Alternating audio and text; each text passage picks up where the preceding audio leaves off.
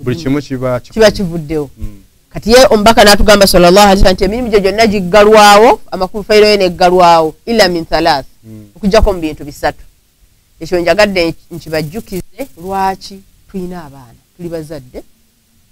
naffe ffenni kitukakatako insha allahu taala ate tuli bakozi so ebyo ebisatu omubaka byatugamba sallallahu alaihi wasallam dugwamu egwo omutendera gw'emmenye ekisookera ddala yatugamba nti bw'amala omuntu mwanadamu bw'amala okufa emirimu gyo gyonna ne giggalwawo asigaza ebintu bisatu ebisigala bitambula continuously ekisookera ddala sadakatul jariya sadakatul jariya kwe kuwaayo twagamba wano nti kwe kuwaayo ekiweebwayo n'osigala ng'okifunamu continuously nga tokiwaddeeyo kati nga bwesobola okulya emmere bwendya emmere nekuyambira mu maaso eyo zimba omubiri naye era kiggwawo embasizeeyo girya eba tekyazimba tuli fenna naye amakulu tulina okugenda continuously ng'ogirya esobola okuzimba omubiri ofunemu kyoyagala so sadakatul jariya bw'owaayo sadakatul jariya ne bwe kiba 100 abantu abamu balowooza nti sadakatul jariya muntu ayogera sadakatul jariya abategeeza binene nina omukutu gwa bannyinaze ne baganda bange gwe twaggulawo just recently gye twasomera nga tusoma ebigambo bya Allah bismillah olwasookera ddala nga twasomera leki katwe kaseese oba ogiwulira ng'essomero eryo baali baliyita leki katwe Quran School era ng'abantu abatandikawo essomero eryo Allah yatusaasira baava eno weewuunye e Buganda ne bagenda eri ne balitandikawo era Allah we yayisiriza okulaba nga tuli kino kyekiri era bwe mbasi kyogeddeeko mbeera muli az'amaanyi nsika sadakatul jariya kati abaami abo abajja eno eddiini ne bagitwala ewaffe olaba kati ni wano mu studio naye bafuna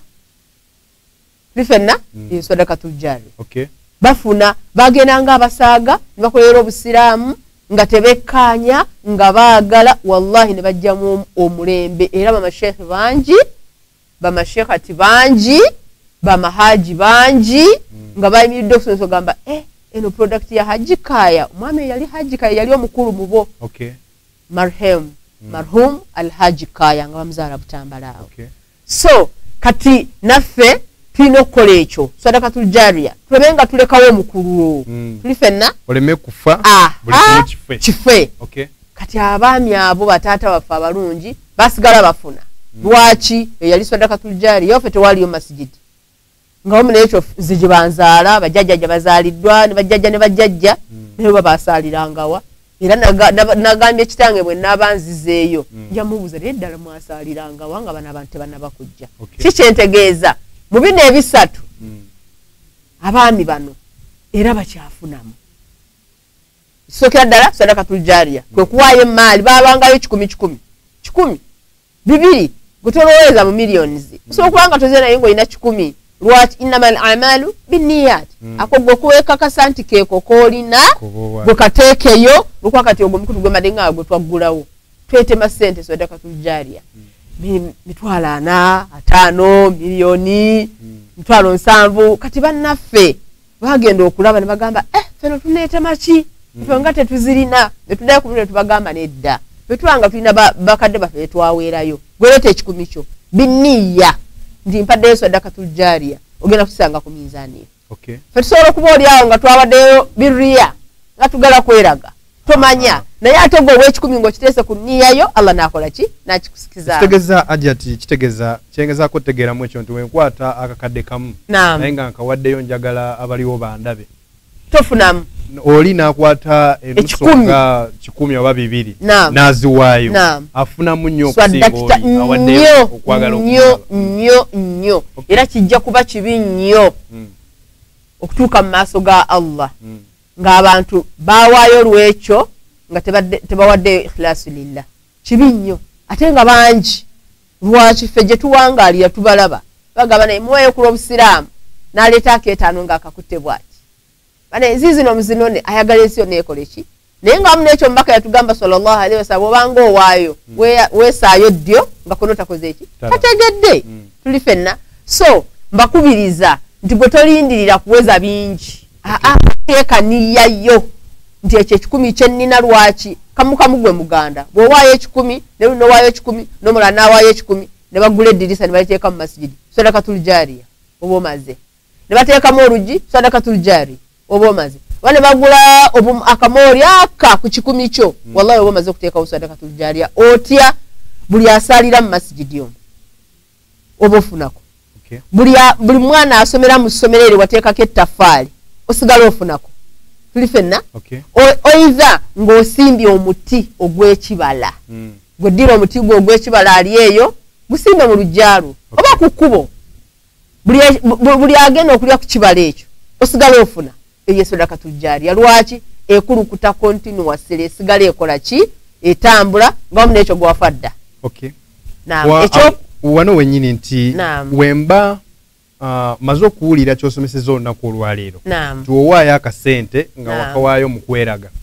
nsobola nenfunamu ekyokuyiga nsobola okuddayo mu masigidi nensobola okwenenya nengamba swadaka eri gye nawaayo olunaku bweruti ne bweruti Allah nagiwaayo nga neeraga nsaba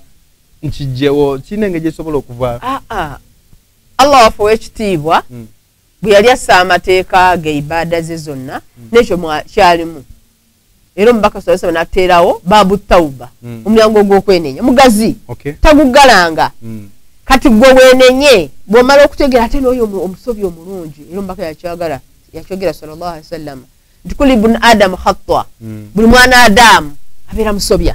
naye ate omusobi oyo asinga obulungi oyo ategedde ensobi ye n'alongoosa tuli fenna kati gwe genda oteeke niya olongoose era ze luli bonna jja wanasomesa neŋŋamba nti ndowooza emyaka gino gye tulimu kati abantu tewakyali muntu asobola kweraga emirembe gw'okweraga gwaggwaawo ajja ti abantu nga beeraga ate kati beeraze nnyo okusinga luli mirembe gyaffe oba tebamanyi bumanya oba tebategeera butegeezi saba Allah ekitiibwa abasaase lwaki nkyogedde bwe nti mu biseera bitwali tetumanyi okumanya kwali kutono naye kati nabakubukadde naddala mu central tuli fenna mu central okumanya kungi kuyitirivu era bw'osangayo omuntu atalina kyamanyi kukumanya oba atategeera kukumanya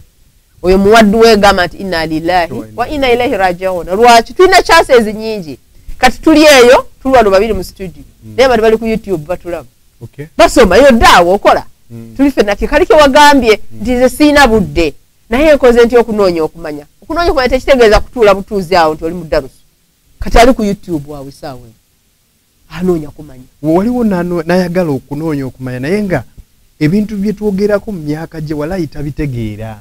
alaba nti ajja tikyanyonyola njagala okkikwata naye wenkiconcentratingako ndaba obuntuntu byendategeera ekyo just kusaba Allah era naawe kenyera concentratinze bw'oba tosabye Allah tasobola kuwa lwaki Allah yatugamba jalla jalaluhu nti id'uni fastajibu lahum munsabe nja kukola ki nja kubaanukula kandi naawe tojja genda kunoonya kumanya nga ate sosabye Allah kuwa tuli fenna sooka osabe Allah teeka niya mala kuteeka niya nti ngenda kunoonya okumanya ate osabe Allah akukumanyise ate akukukuumire bangi betulabye betumanyi bakunoonyanga bakulina naye kate kukyabagasa tuli fenna lwaki oba oliawo tebasaba Allah eri dduwa gye yakola ki era omubaka yatugamba sallallahu alayhi wa sallam n'agamba nti musabanga nnyo Allah n'abakubira ebyo ebyengera bye mulina abantu ebyengera kiseera kituuka Allah n'atugezesa n'abituggyako kati mukubikuggyako lwaki gwenyini oba teweteeseeko gigi lwaki olw'ensonga nti tewali mulimu gukolebwa mu busiraamu nga teguliiko dduwa haramu tekiriiyo kiki oba weteeseeko ejjigi lwaki sheitaani etubeerako 24/7 lwaki yatwewereranga emaze okugubwa mu muggulu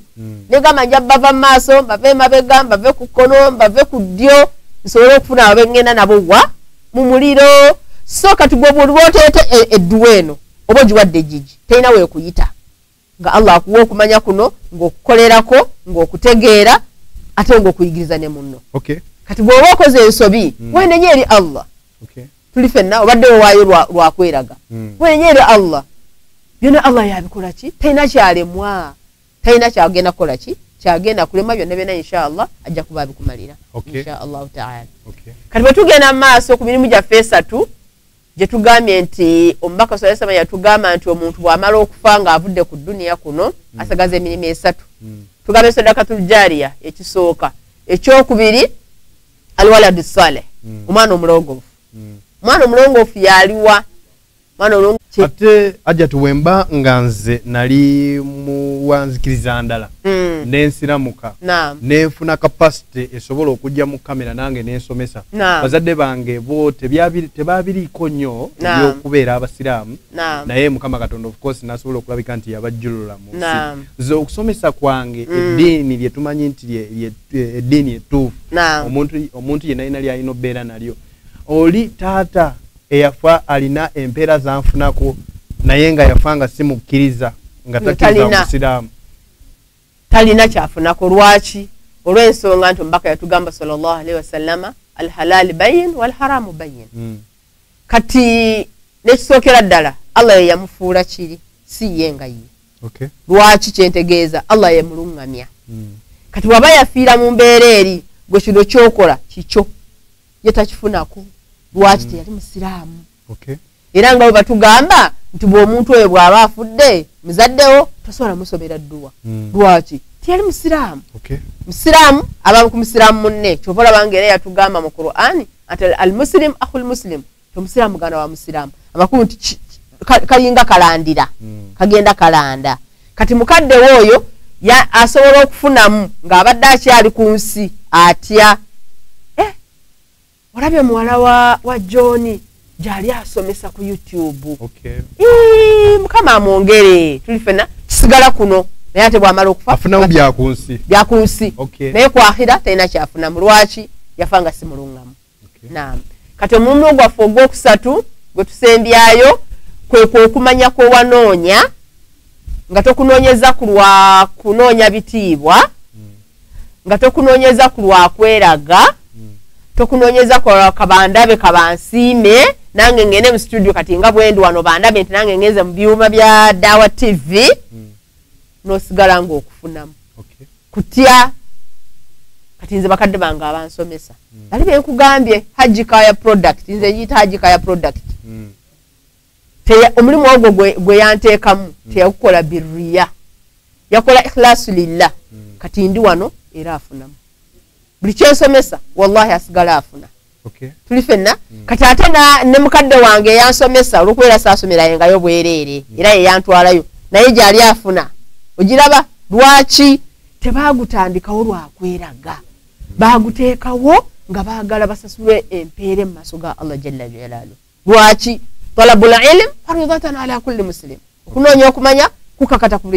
buli musiraamu. Era nabo ne banoonya okumanya ne bakujja ne Buganda, eyo waffe nga tukuyita Buganda katumaze kudda wano mu Kampala.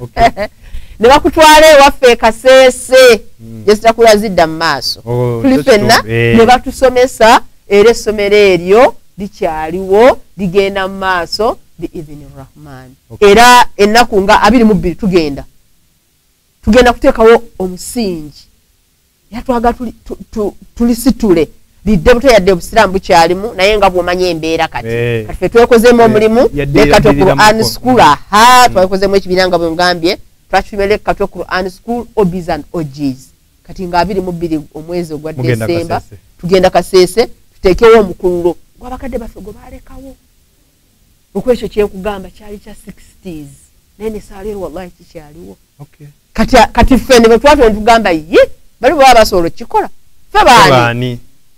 nabo baali batonde nga ffe aye baali tebalina kiryawo ffe kyetusuubira nti omuntu omala kufuna sente empitirivu ng'ozituddemu bwoti wa illa kamukamu gwe muganda biidhini rahman. So abali eyo mbakuutira nti emirimu egyo esatu ajati nga tutugeddeko waliwo omulimu ogwokubiri ogw'omwana alwaladu saleh tuguyisizaako madde njagala onzireeko ku mwana oyo alwaladu saleh omwana omulongo tugamba ye mwana wa gundi ono tuli fenna kati oyo si mwana mulungi si waladu saleh si mulungamu. Lwaki tagenda kusabira taata we bafuwanjaga bali mu mayirungi bakuwa abantu butayimbwa bakwata bakazi tuli fenna naye omwana omulongoofu yoyo omwana eyateekateekebwa bakadde bebe nnyini era kiva kufa abakadde ababazaala lukwa maama ne taata bwe batakuteekateeka kujja wansi wano bulungi kikyetegeeza okuteekateeka muteekemu eri mwana eddiini ate bwe kituuka kufa abakyala nekisukka lwaki nze omwana wange njaga muteeke mu ssomero lya standard gano agafa ag'obusiraamu tebagalabanga ga standard baagala gali ga St John ekitali kibi naye weebuuze omuteeseeyo qala Allahu ta'ala qala Rasulullah sallallahu alaihi wasallam jeeri lwaki yemufuula omwana omulongoofu tuli fenna ojja muteekayo naye ate nga tofunyeemu ajja kufunamu bya duniya beeboosanga ayambalira eno empale nako mujulira nga bagiyita loketo eri eno waggulu tambula aseesa bwati tuli fenna niwabayo bano abambala zino ez'ebituli niwabayo zino eza balance tuli fenna wetabeera mwana mulongoofu mwana omulongoofu tasobola kwambala bwati lwaki kati omuzadde bwamulaba gwe omwana wo ng'ayambadde empale ey'ebituli genda osanga abaana abawala oba ofunako n'abalenzi yadde nakyo kibi naye nosanga omwana omuwala wano wonna nga wona damage bisambi biri bweru kati kikyoyolesa ddala bwe tubyogera bwe tubaga nti muli bakadde byabayitako tetuganye byatuyitako naye tusaba Allah w'ekitiibwa atujaaze khayiri olw'ensonga omwana omuwala Allah yakutonda nga omubiri gwe gulina kubanga guli covered gwonna lukwa yatugamba bwereere kati ate gwe ogutwalidde kungulu kyobola nga tebakyafumbira bwetwoga bwetu nga bagamba batwogera bubi tuli fenna naye nga empale si yefumbirwa anti empale si yefumbirwa naye n'abaganda balugera bw'atunda ayolesa yatera okumazaawo amangu naye nabo kati mwabikoobwa abaana abasajja babikoobwa lwaki akulaba ku makya n'akulaba olw'eggulo n'akulaba enkya n'akulaba luli n'agamba oyo bw'ati lwaki amaze okuyisaamu amaaso nga wamu n'ekyo omukyala wa kitiibwa omukyala Allah yamutonda nga wa kitiibwa alina okubeera n'ekitiibwa kye nga yewa respect tuli fenna kati oyo omwana omulongoofu bwe tuddayo omwana omulongoofu yo yasabira bakadde nga taata ne maama bye bamusomesa naye bamaama tukoze kinene nnyo okutogera abaana baffe lwaki mwana ngenze mutwala musomero lya standard mulwana olabye omwana wa neighbor wali kyekyo kyennyini competition kati gwe otya omutwala mu ssomero ly'eddiini ery'obusiraamu ng'otya nti wanaagenda eri ate ogamba agenda kwononekera mu ddiini anti kati oli bw'alaba neighbor bw'abanga omwana wasomera gayaaza ekitali kibi oba namagunga ekitali kibi kati nze owange tuli ba neighbor kati tuli competition duniya etutwala tuli fenna nga ndaba omwana ono okumutwala ebwayise kati bwayise mazzi agenda kusomawo kya nange wange nina omutwala mu masomero ago tuli fenna naawe n'omutwala naye weebuuza omutute si kibi omututeyo agenda kujayo qala Allahu ta'ala qala Rasulullah sallallahu alaihi wasallama lwaki omulama ogututuziza wano talabul ilm faridatan ala kulli muslim kunoonya okumanya kukakata ku buli musiraamu kati gwe omwana wo mututeeyo agenda kunoonya okumanya okumanya kugazi naye ate mukubeera okugazi bwoba onoonya edduniya okugimanya ate sooka akhira gyoba osooka okukulembeza duniya nejjeetya ejja oluvannyuma lwaki byonna Allah yabitugamba mu Qur'ani ta'udhu billahi minash shaitani rajim wabtagi fima ataka Allahu daral akhirah tuli fenna yatugamba Allah wekiti ebyo ne bena tubimanyirwa kuba nti Allah yatutonda tuyina emitima emikakanyavu emigumu tuli fenna ejejo nze ekyo kyenjagala tuli fenna ebyeri njabbiraba ate n'ekirala tulina n'endowooza egamba nti bw'omala okufa oba owummudde musiraamu ali eyo nkukakasa ebigambo bino si byange si byanzaala si bye gwendi naye mu studio si bya Daawa TV omusiraamu ali eyo bw'ofa towummula lwaki ne gye wava tomanyiyo bwe wagenda okujja wano ku dduniya omanyi gye wava bw'oba wakeera bukeezi ku makya ne weesanga oli ku dduniya kikakasa nti ogenda kukeera bukeezi osange nga tokyaliko lwaki Allah ina gye yatujja n'atuleeta ku dduniya kuno era atwetaaga essaawa yonna akuyita n'ogenda gy'oli gyali tuli ffenna ogenza otya talabul ilm faridatan ala kulli muslim noonya okumanya tojja kunoonya nti konna okumaleyo naye noonyaako ebyo by'osobola Allah by'anaaba akusobozesa okuba byonna yabituwa osobole okweteekateeka tuli ffenna insha Allahu taala. Abalabi ba Dawa TV mwena tubakubiriza mwebale kutulaba mwongere okusharinga okusubscribinga n'okulakinga tukyaline Ajati Fatuma agezaako okutulambika oba okutukubiriza tusobole okulabika nti ate tunoonya okumanya otunuulira ensonga engeri zasobola okulabika nti ate azinnyonnyolamu n'oba toli wa kuyiga wallahi osobola okubeerako n'ebitonotono ate ebyosobola okumuyigirako naye nga kyoba omanya tolina kumusubwanga buli lwakusatu tutambula naye mpola mpola jangu wano ku Dawa TV Uganda osobola okulabika nti ate osharinga awo osubscribing altambule naye mukunoonya okumanya wetukyali. Naam inshallah. Kati nga tugenda mu maaso hadisi tugitegedde bulungi. Yes. Inshallah tugenda mu maaso kati tugende tusanga hadisi endala nga hadisi eyo eva ku mbaka Muhammadin sallallahu alayhi wa sallama atugamba atya nti man ta'allama ilman mimma yubtaga bihi wajhi llahi nti yenna ayiga ebiyigibwa nti oyo yenna omanyi Oluganda nalwo si lwangu okulaba nkati guno omulembe bateekawo okusomesa Oluganda ate abaana bakusudde lwaki si kwangu kati bwe ngamba nti oyo yenna abayize ebyo ebiyigibwa amakulu bwe tugenda okunoonya okumanya waliwo bye tulina okuyiga bye tutegeeza wano tuli ffenna atugambye atya nti man ta'allama ilman nti oyo yenna ayiga ebiyigibwa mu ebyo ebinoonyezebwamu okuyiga mu ebyo ebinoonyezebwamu okuyiga amakulu nti ebintu bye tunoonyamu okuyiga biri specifically bimanyikiddwa si buli kyonoosanga nti ogenda kukinoonyamu okuyiga ekyokulabirako empale ez'ebituli tolina kyoginoonyamu kuyiga era nja kugizza sibayi bano abawala abapampinga amabeere oba bayita batya ebimu bimpitako n'okubimanyi tolina kyobinoonyamu kuyiga lwaki tebiri ku syllabus bwe tuddayoko okusomera akatini abaana bwe baba bali mu masomero babeera ne syllabus kubatambulira byebyo ebinoonyezebwamu okuyigibwa ebyo syllabus era kati olaba bano abaana aba P7 batudde ebibuuzo byabwe byakakati nayo n'akazzukulu katudde masha Allah batambulira ku syllabus ekitaali mu syllabus tebasobola kibabuuza tuli ffenna kati ali eyo njagala ffenna tutambulire wamu nga tukwasaganya mu hadithi ena amakulu gaayo tusobole okugiyigamu ekyokuyiga inshallah atugambye omubaka sallallahu alaihi wasallama nti oyo yenna ayiga ebiyigibwa mu ebyo ebinoonyezebwamu okusiimibwa Allah bibiri byenga yatu syllabus amakulu Allah yatuwa syllabus gye yatuwa tunoonyamu kutusiima lwaki era nakyogerawo neŋŋamba nti omulimu gwonna mu busiraamu oyo gwakoppa n'agukola nga tagwinaako kumanya tagufunamu yeno hadithi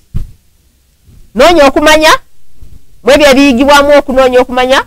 ng'oyagala kufunamu mu maaso ga Allah tuli ffenna n'atugamba nti la yata'allamuhu illa liyusiba bihi arudan min ad-dunya Allah n'atugamba nti naye nga ye oyo anoonya okuyiga tayizeemu lwa kusiimibwa Allah wa illa agenze kuyigamu lwa duniya eno kiki kye nagambye kugirya emirimu esatu irimu etugasa bw'oba tosomye irimu eno ng'oyagala Allah akusasulemu empeera togenda gifunamu otya ozono musitudiza Dawa TV ozze kweraga nti ozze kusomesa togenda kufunamu bajja kusiima bakuba amasimu babanukule museke munyumye bakuwaane naye nga maaso gaabo tukoze eki tofunyeemu yeno hadithi gye tuliko tuli ffenna n'atugamba atya Allah jalla waala n'atugamba ati lam yajid arfa aljanna yauma alqiyama oyo omuntu anoonyeza okumanya bwe kutyo nga tanoonyeza kumanya lwa kusiimibwa Allah tagenda kuwonyirwa kawoowo kajjana nga tukiddemu oyo yenna asituka ogenda okunoonya okumanya omulama gwaffe gwa kunoonya kumanya naye osituse ogenza okunoonya okumanya naye ng'okugenda okunoonya kumanya kwogenza okunoonya ogenza kunoonya kumanya kwa duniya etya bakuwaane nti Fatuma Rajabu agenze kusoma uyo agenze mu ddarasa buli naku ayita wano agenda kusoma naye ng'otogenze bi ikhlasi lillah nga togenze ku lwa Allah nti byosoma bigasa ggwe era nsaba Allah ekitiibwa bimpeemu obulungi tagenda kunyulwa kawoowo kajjana lwaki byakoma ku duniya bakuwaana eduniya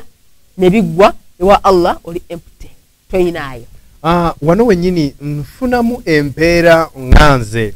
bwe ngamba nti kangende noonye wemmala okuzuula nti obwavu bunnuma naye kinumisiza obwavu lwakuba sigenda mu masigidi oba sisoma ku Qur'an kangende njige Qur'an ngende nga ne mu masigidi obwavu bulekerawo okola ki okunnuma mba kumulamwa mutuufu gwegwe nnyini lwaki kyetugaye nti buli mulimu gwonna gukolebwa mu Busiraamu buliko endagiriro gwegwe okola ng'okoppye kankole nga Mustapha bw'akoze togenda kufunamu lwaki tomanyi lwaki ogukola tuli fenna kati gwe otegedde nti obwavu buno oli awo bunnuma lwa butasoma Qur'ani lwaki Qur'ani ibada namba babu mulamba mulyango mulamba gwa kuyiga Qur'ani kati omaze okukyeteeka mu nti oba oli awo abutamanya Qur'ani lwaki bw'osoma Qur'ani bw'otendereza Allah ibada kange neesobonye okunoonya kumanya Qur'ani eno buli lw'osoma Qur'ani omanyi nti obeera freshi tuli fenna buli lw'obanga olina ennaku oli eyo bw'ofuna wuzuyo saala y'ebbiri soma aya zo bbiri eza Qur'ani okuba z'omanyi Allah ze yakuwa nga n'endala bw'ogenda okuzinoonya okuziyiga ogenda okulira ng'otowolokose omutima guteredde tuli fenna kati yoyo era gw'ogambye gwe tolina ssente ezinoonyeza zikubuza obwavu bukuluma nti weekwate Qur'ani kyova olabanga bali bannaffe banansonyiwa nkimanyi gye bali bagamba nti Abasiraamu tuli balogo naye nga Qur'ani lwaki gwe waaba ekikyo kyonna ky'oyagala mu Qur'ani lwaki ye constitution ya Allah gye yatuwa ye kamala byonna Qur'ani gwe gyekwate naye ng'ogisoma bi ikhlasi lillah togisoma era byakwejjako ate abagamba bw'ogisoma nga Allah akuwa no tuuza nniya mu kifuba kyo buli mulimu gwonna mbaka yatugamba sallallahu alaihi wasallam yatugamba innamal a'malu binniyati buli mulimu gwonna bwe tukola gutukirana nniyayo seno gy'otoola simanyi nawe itu simanyi bikoze bitya sibijjukira nabisomako eddaluli tuli fenna naye bwe tuuza mu kifuba kyo ti bisimillah ngenda kusoma Qur'ani eno Allah asobola okungabira wallahi kisoboka lwaki Allah atugamba nti ayogera bwogezi nti kun fayakun nekiba lwaki atunuulidde nniyayo kati mu nniyayo tasobola butakuwa era omubaka n'atugamba sallallahu alaihi wasallam nti Allah akwatirwa omuddu w'ensonyi oyo n'awanisa emikono bw'ati n'amusaba n'atamwanukula tuli fenna kati gw'osoma Qur'an osomye Qur'ani oli mukutendereza Allah osabye Allah nga lwaki atakukwatula nsonyi n'akuwa tosobola kusigala nga oli kyekimu wali ali eyo okimanyi ekibuzo kisobola okujja nti nze ngisoma naye era ndi bwentyo ekyo Allah yakikuwandiikako ayina ekyagenderera gumiikiriza asubru gugumiikiriza ekizibu kye tulina era twagala byamangu ngisomeddewo essaawa eno sirina kyakulya eka ngisomye njagala nve wano bwe manfuluma wano bwe nsange nga ziri awo ku kkubo si bwe kiri olina okuba nga olina subbira lwaki buli kimu Allah yakiteekako ajali musamma tuli fenna lwaki Allah era yakitugamba ombaka yatugamba sallallahu alaihi wasallam Allah atwanukula mbiti bimeka bisatu osaba essaawa eno bwoti n'akwanukulirawo oba n'omusaba n'akulindirizaamu lwaki alaba nti agenda kuba ate otandike kuweraga oyite kukubaawo anti amakubo gaffe ogamanyi akuba amazzi waliwo juzi nalina gye nalinva nali ku Jinja Road musajja n'ava eri apu yankuba amazzi kati osobola okusaba n'ogwa mu kiti ekyo Allah n'agamba kamulindirizeeko ate okusaba okusembayo Allah asobola okwanukira ku yawmul akhira era omubaka n'atugamba sallallahu alaihi wasallam nti ekyo ekisinga obulungi eri lwaki abadan kyalubeerera naffe twagadde edduniya eno ekitali kibi tugyagadde naye omubaka sallallahu bw'atugamba nti ekisinga obulungi Allah kwe kwanukula olunaku luli nze nga nze omu anoonyezaako okumanya akatini kyensinga okwagala lwaki kyalubeerera bino ebyeddunya bikola ki bigwawo lwakyo mbaka yatugamba sasa nti adunya mataa tuli fenna adunya mataa eddunya kyakwewunda just kyakweragiramu n'ekisinga okuba ekirungi mu byokweraga ye mukyalo omulongoofu amakunti omukyalo omulongoofu ajja kwagala kiri ekisembayo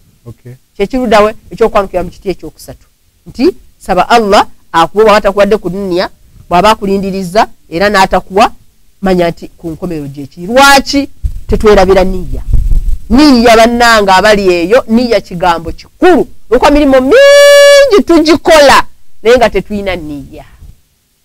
ku Allah nti nkoze nsaba Allah ansasule tuli fenna insha Allahu ta'ala Allah ngabiridde ampadde akaseera of course nsabye nonyeza okumanya kunoonya okumanya Mukama Katonda nanteramu obwangu mu bintu byange byenkola ebikwata n'enfuuka nnyo bize nempozingamuko katono okunoonya okumanya nga ndaba ate noonyeza okumanya mbadde isoma Qur'an woyo kati ngendayo eyali tatola zaka nga ntola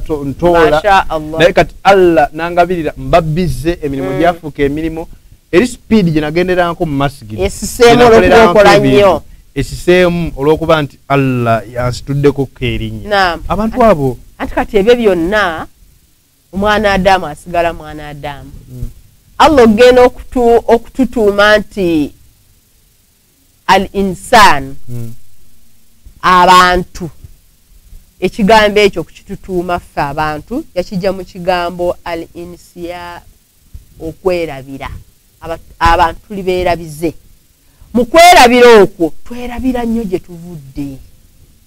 ate buli lwe weerabira gy'ovudde kiba kibi nnyo kirwadde nnamuzisa lwaki kyeki kye nagambye saba Allah akikukuumira ekyo bw'oba osazeewo okusaba wano ng'okyali toyina bulungi saba Allah akikukuumira ekyaki ekyakukuumira ekyokusigala ng'omusaba sigala ng'omusaba Allah akikukuumire ekyengere ekyo okwokusaba si buli omuntu asaba bangi tebasaba era tubalaba amala assalamu alaikum n'eyokubiri agitoola atambula tuli fenna tasabye naye gwe teeka niya yo nti nsaba Allah w'ekitiibwa ankuumire ekyengera kino olw'okuba kyengera ne bw'onooba ofunye era akikukuumire era ne tugamba nti okunoonya okumanya tekitegeeza nti era kugenda mu masjid kati guno omulembe gwa .com abantu basomera ku masimu tuli fenna oli awo mu ofiisi yo oba olina ebintu ebyotikula gweyeta YouTube otandika okusoma just 10 minutes oba 5 wallahi tosobola kusigala ng'oli kyekimu tekisoboka tuli fenna Qur'ani era ogisomera okwo banja basomera ku mikutu buli kimu kyonna tukisomera ku mikutu kati buli kimu lwaki egyo mirembe gyonna Allah yagirayira n'atulaga nti gijja kujja kabe giba gizze naye ne tutagyeyambisa tubeera balyaza amaanyi affe ku myoyo gyaffe nina olulimi lwe nina okunoonyezaamu okumanya specifically nti luzungu mu gundi yaffe n'ey'obusiraamu nti luzungu kuba oli ayinza okugamba nandyagadde naye waliwo kyentajja tutegeeramu olwo olulimi bampoze twetinge ku luno ekyo kitono nnyo kati nze ali mu biima bya Dawa TV essaawa nze siri Muganda by tribe tuli fenna nze veeri kasensi gye zitakula zidda mu maaso tuli fenna bazitegana bijinji weebala ekitegeera naye okunoonya okumanya tekuliiko lulimi ng'olulimi lw'otegeera lwonna lwaki ojja kunoonya okumanya okwo okutegeere mu lulimi olwo lw'otegeera era jjo nabadde nsomesa abakyala beewange wali ku masidi kigira wansi ku lukadde ne mbagamba nina ebigabira badde nkozesa ebyoluganda ne mbagamba nze siri Muganda neewunyamu Abaganda okulaba nga temubitegeera tuli fenna ne mbabuuza ekigambo kino kitegeeza ki oli naavaayo natta ekifu ne mugamba ekyo kifu ne mugamba ebyo byonna nze ebigambo ebyo n'ebyoluganda n'oluganda lwennyini naluyiga noonyeza kumanya nali sibimanyi naye manyi luno oluli emmere yatugende mwasuze mutya eradde maamu nyoge tuli fenna naye ate ebyo eby'omunda nga tobitegeera wallahi nabiyiga nsomye busiraamu tuli fenna kati nga talina ekigambo kyosobola kuyita kya Luganda tekiriiyo tuli fenna abakyala nababuuza ne mbagamba ekigambo okwekkiiranya kyeki nga tebakimanyi kyokka nga Abaganda bakunwa abagamba bajungute abalaba ngamba ab'e Masaka tuli fenna nga tebakimanyi era nze okusooka okukyulira nga ali mu ddoozi ne ngamba okwekkiiranya nga ndaba kigambo kiwanvu kinene nnyo sheyi n'akinnyonnyola era nalwawo okukitegeera naye era bwe nakitegeera masha Allah kikyentegeeza okunoonya okumanya tekuliiko lulimi bwe olulimi lwo lwotegeera katolaba wano siri wano njogera Luganda bwe ngende waffe Luganda era bwe nsomesa lwaki iri musinze kusomera mu Luganda bikalubiza okubinterpretinga naye ate abeeri Oluganda balumanyi waba kalubiziddwa tukwasaganya tunonya mu lulimi olwo nekijja ogenda okulaba nga kikoze eki nga kizze nakitegeera bulungi era n'omaliza okusoma ng'akitegedde ekyomusomesezza so mbakuutira nti okunoonya okumanya tokyesibaako mbwa ate nze siri Muganda ate nze n'abitegeera ntya nze ne Munyankole gye bali eno irimu eyakaakati buli ggwanga waliyo sheekh buli ggwanga waliyo sheekh tuli ffenna ate naffe ffennyini tuwuliziganya ebiseera ebisinga tuli Bantu tribe masha Allah. Okay, abatulaba ku Dawa TV subira tuliko nekituli mu kuyiga bamuyita Ajat Fatuma yagezaako okulabika nti ate atuyigiriza embeera ey'okutambulira mu ddiini lyaffe nga gwe omuntu omwana yenna omukulu omukadde olina okutambulira mu kumanya ekirungi kyemwagaddeko agambye okumanya tekulina myaka okumanya tekulina myaka tekulina lulimi nti oba oyagala okuba omukugulu eno olulimi lwolina osinga okozesa tewali okay olaba kati nze bwe emyaka gyali gwali mwaka gwa 98 twali tusoma empaka za Qur'an naye kimanyi twavuganyanga n'abakadde sina bamaama baffe waila bajjajja abakadde ate wallahi nga basoma Qur'an okutusinga kikyentegeeza okunoonya kumanya tekuliiko myaka tuli ffenna ate nga ne mu darusu mulimu n'abakadde betusoma nabo ate ne bayiga nnyo n'okusinga ffe kikyentegeeza tekuliiko myaka gwe tobeereyo noga nti nze emyaka gyampitako gana amasimu tugalabiddeko ebintu bingi abamu bagamba kompyuta yebikola biki kale kompyuta yekikola tetuganye naye gwe kisike okize mu reality nti omukadde oyo asoma Qur'ani ku myaka 9 nze alina emyaka 3 n'alifata tennaba kufuluma bulungi mu kamwa ng'omukadde oyo w'emyaka 9 asobola ogifulumya nze nabaaki omukadde yafaayo yanoonya okumanya naawe faayo kikukakatako lwaki talabul ilm faridatan ala kulli muslim kukakata ku buli musiraamu omuto n'omukulu omukadde omusajja n'omukyala kati gwe tobeereyo ne weekwasa tolina byogenda kwekwasa Allah ajja akulinze ajja bikubuuza akana n'akataano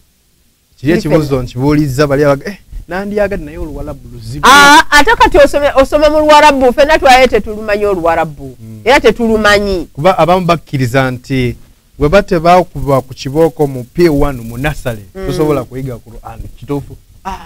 kati nze nasoma Qur'an masha Allah era oyo Haji Kaya gwe ngambe marhum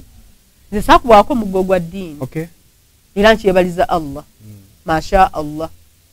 sigamba nti oba nali mugezi nnyo oba bali bantya mbu nali mwana wa mukungu naye nayagala nnyo okuva ku buto tuli ffenna nga Allah ekyo yakimpa era mwebaze era nsaba akinkuumire nayagala nnyo eddiini yange okuva ku buto kugamba nga mpula muli neefiiringa okulya nti amwa muslim nga nsobola okunoonya obusiramu bwange okubutegeera tuli ffenna yadde ne bannaffe bali abaakuwa emiggo era abamu bagamba nti amasomero g'obusiraamu bakubanya emiggo abaana tebaagala basoma tebaagala naye gw'osoma ng'oyagamira bino eby'edduniya mwana bw'asoma tayagala era tajja kuperforminga well tuli ffenna asome ng'ayagala ajja kufuna kyayagala so kati gwali eyo atamanyi Luwarabu ffenna twali tetulumanyi era tetulumanyi naye ayo akusomesa gwe mufuule mukwano gwo nze kyekitone Allah kye yasooka okumpa nti asomesa nti ye Oluwarabu asokota lusokote tuli ffenna n'omutulula bwoti n'amaliriza n'omugamba seeko maze nagamba kati nze sitegedde n'osirikawo wangi sitegedde nziriraamu eriddala sinalituukako n'atandika okutematemera n'akutematemera tuli ffenna kati bw'ogenda osoma ng'osoma otandika okupiikinga obugambo tuli ffenna nti mani ani otandika okupiikanga wookasanga tosobola keerabira lwaki obukadde mu kusoma okwo tosobola kusigala ng'oli kyekimu masha Allah. Okay Ajat olinaako otwongera ebyokubongera byo tebisobola kuggwayo naye lwansonga nti obudde bwe bututema ebyo bingi omusomo mugazi naye Allah kaba atusobosezza tetusobola okuwa baganda baffe nabo ne basobola okukategeera obulungi inshallah tuba n'obudde bw'ebibuuze ne babuuzaako abatategedde nti tubannyonnyola naye nga byo tebiggwayo lwaki omubaka yatugamba sallallahu nti obusiraamu bwajja bupya ate buddayo bupya tuli ffenna so obudde bwe buba bututemyeko naye naffe si kweyagalira naye buli kintu kibeerako n'amateeka gaakyo kibeerako n'ekiseera kyakyo kati obwo obudde abo bampa mashallah ndi musiimu olw'ensonga nti abantu boba osomesezza tebasobola kusigala nga bali kyekimu zo message nyingi naye ebyaddala yange eno ekyankalanyeemukko wano naye nga message nyingi Hajjati sobera zetujja otandikirako kandabo ba producer asobola okuzifunira inshallah naye nga mwongere okusubscribinga okulikinga n'okucommentinga of course naffe tubeereko n'ekitundu kyetugatta ku ggwanga Uganda n'ensi yonna okutwaliza tuli muli ku Dawa TV Uganda wetusinziira okulabika nti tetukola emirimu gyaffe okubeerako n'engeri naffe gye tusobola okubunyaamu of course eddiini lyaffe lino okusobola okulabika nti ate litambula bulungi mwongere okusharinga okusubscribinga okulikinga n'okucommentinga producer message nga siziraba wano message waliwo ono agambye mwebale kuweereza waliwo ono agambye Hajjati thanks for watching mwebale thanks for the presentation mwebale kulabika nti muweereza Hajjati obintu byo obikola bulungi bannange anyway tujja kusuka wano olunaku olwaleero tujja kusiikana ate olunaku olundi nga Omukama Katonda akoze eki ayagadde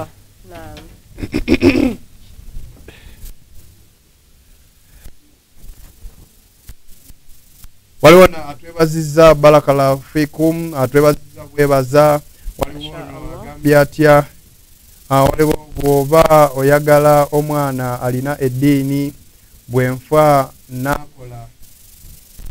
ebikyamu nga nali namutendeka bulungi ene wona agamba yalina omwana yali yamutendeka eddiini naye naafa nkitegedde omwana n'amukola akati gwe omuzadde ekikukakatako omwana mu grooming ng'omujja wansi mwana kasita amala okukula oba tokyamwinako obuvunaanyizibwa lwaki abeera mukulu kasita amala okuweza emyaka egy'obukulu emyaka gy'obukulu tugimanyi bulungi obusiraamu bwe gyalaalika kati gwe buli kyakola kyonna ekibi kiddira mwana tuli ffenna kiddira mwana